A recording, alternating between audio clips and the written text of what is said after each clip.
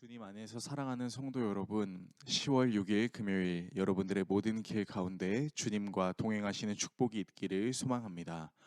오늘 우리가 함께 묵상하실 하나님 말씀은 데살로니가전서 2장 13절에서 16절의 말씀입니다.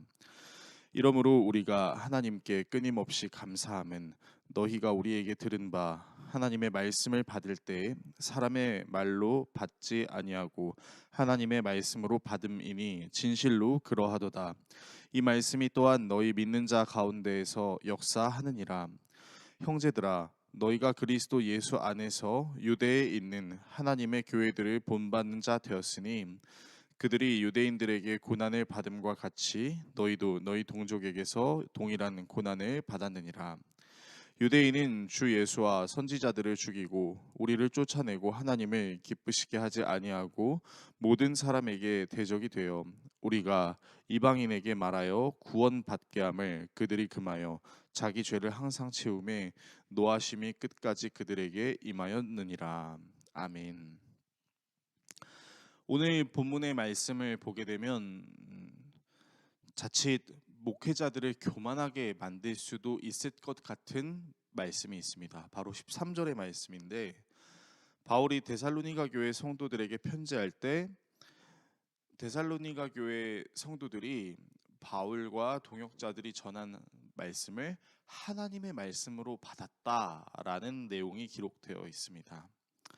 그러면 데살로니가 교회 성도들이 바울과 그의 동역자들이 전한 말씀을 하나님의 말씀으로 받은 이유가 무엇일까요? 많은 사람들이 설교를 들으면서 그 설교가 자기의 마음에 많이 와닿고 또 훌륭하고 또 괜찮다고 생각하면 그 하나님의 말씀에 은혜를 받았다라고 얘기하는 경우가 있습니다. 물론 설교자들이 하나님의 말씀을 증거함에 있어서 자신의 말을 어떻게 정리해서 사용해야 할지, 또 어떻게 사람들이 잘 들을 수 있고 잘 이해할 수 있을지를 고민하며 노력하는 것은 사실입니다. 그러나 만약 하나님의 말씀으로 받을 수 있는 이유가 그 사람이 가지고 있는 기질, 그 사람이 가지고 있는 능력, 그 사람이 가지고 있는 어떤 수사력이라고 이야기한다면 그것은 자칫 잘못하면 목회자를 우상화할 수도 있는 수단이 될 수 있습니다. 그래서 목회자들도 성도들도 조심해야 합니다. 무엇을 조심해야 할까요? 자신이 하나님의 말씀을 전하고 하나님의 말씀을 듣는 부분에서 그것이 자기의 능력에서 비롯되었다라고 생각하고 그렇게 믿게 되는 순간 하나님의 역사하심이 아니라 자기 자신의 위대함을 드러내려고 하는 교만함이 샘솟을 수 있기 때문입니다.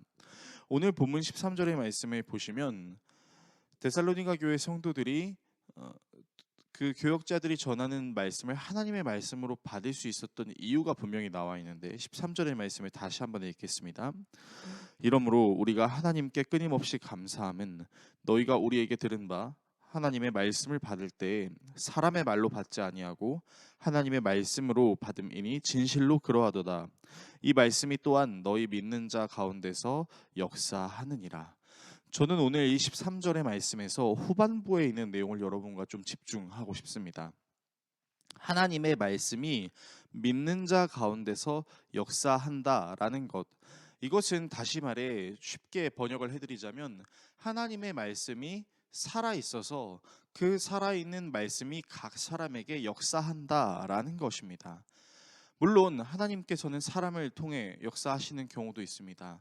그러나 사람을 통해 역사하신다는 것이 그 사람의 능력이 대단하다라는 것을 드러내려고 하는 것이 아니라 그 사람이 가진 것을 통해 살아있는 하나님의 말씀이 그들에게 적용이 된다라는 것이죠. 그렇다면 궁극적으로 바울이 전한 복음을 데살로니가 교회 성도들이 들을 수 있었던 이유는 바울이 전하는 복음 그 자체가 살아있는 하나님의 말씀이었기 때문이다라는 것입니다. 우리는 계속해서 데살로니가전서 2장을 묵상하면서 바울이 데살로니가 교회 성도들에게 계속해서 언급하는 내용이 하나님의 능력, 하나님께서 일하시는 것이라는 것을 우리는 알 수 있습니다. 바울이 동역자들과 함께 심한 고난과 핍박을 받았음에도 불구하고 복음을 전할 수 있었던 이유는 그들이 가지고 있는 복음이 살아있는 복음이었고 그 살아있는 복음에 그들이 살아있는 모습으로 화답하였기 때문에 하나님께 옳게 여기심을 입었던 것이죠. 데살로니가전서 2장 4절을 읽어드리겠습니다. 오직 하나님께 옳게 여기심을 입어 복음을 위탁받았으니 우리가 이와 같이 말하면 사람을 기쁘게 하려 함이 아니요 오직 우리 마음을 감찰하시는 하나님을 기쁘시게 하려 함이라.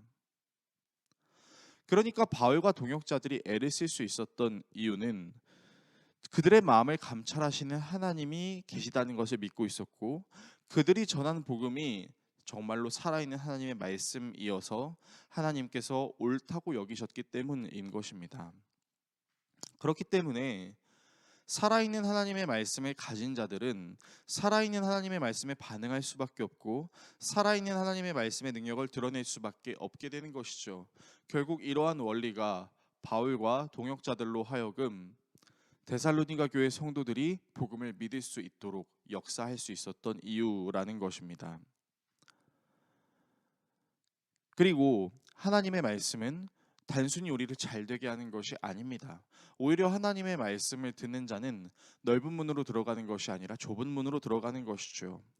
그래서 바울은 그들이 유대 사람들에게 당했던 고난을 데살로니가 교회 성도들이 똑같이 당하고 있는 것에 대해서 바울은 오히려 기뻐하는 모습을 보입니다.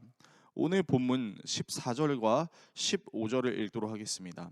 형제들아 너희가 그리스도 예수 안에서 유대에 있는 하나님의 교회들을 본받는 자가 되었으니 그들이 유대인들에게 고난을 받음과 같이 너희도 너희 동족에게서 동일한 고난을 받았느니라.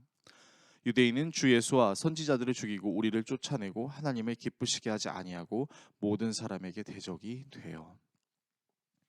바울은 데살로니가 교회 성도들이 고난을 받는 것에 대해서 그들이 제대로 된 신앙생활을 하고 있다라고 표현합니다. 왜냐하면 예수님께서 가르쳐 주신 복음을 따르는 길은 넓은 문으로 들어가는 것이 아니라 좁은 문으로 들어가는 것이기 때문이죠.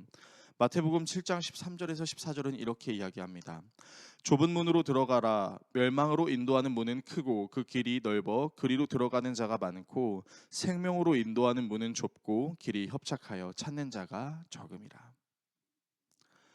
데살로니가 교회 성도들이 고난을 받는 것은 오히려 살아있는 하나님의 말씀을 그대로 받아 그 말씀대로 살았기 때문이다라고 바울은 표현하고 있는 것입니다. 오늘의 말씀을 어떻게 우리의 삶에 적용해야 할까요?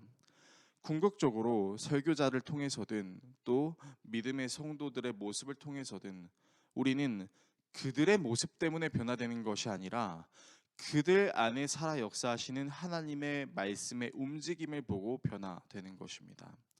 그래서 특별히 여러분이 기도하셔야 할 것은 여러분과 함께 말씀으로 교제하는 저를 위해서 기도해 주셔야 하고 이 땅에 있는 수많은 목회자들을 위해서 기도해 주셔야 할 것입니다. 더불어 신앙생활을 열심히 하는 성도들을 위해서도 기도해 주십시오. 목회자가 훌륭해서가 아니고 성도들이 대단해서가 아니라 목회자와 성도들에게 역사하는 살아있는 하나님의 말씀의 능력이 있는 것입니다. 이 사실을 잊지 않고 저와 여러분이 겸손한 모습으로 살아있는 하나님의 말씀에 반응하며 살아갈 수 있기를 예수 그리스도의 이름으로 축원합니다. 기도하겠습니다.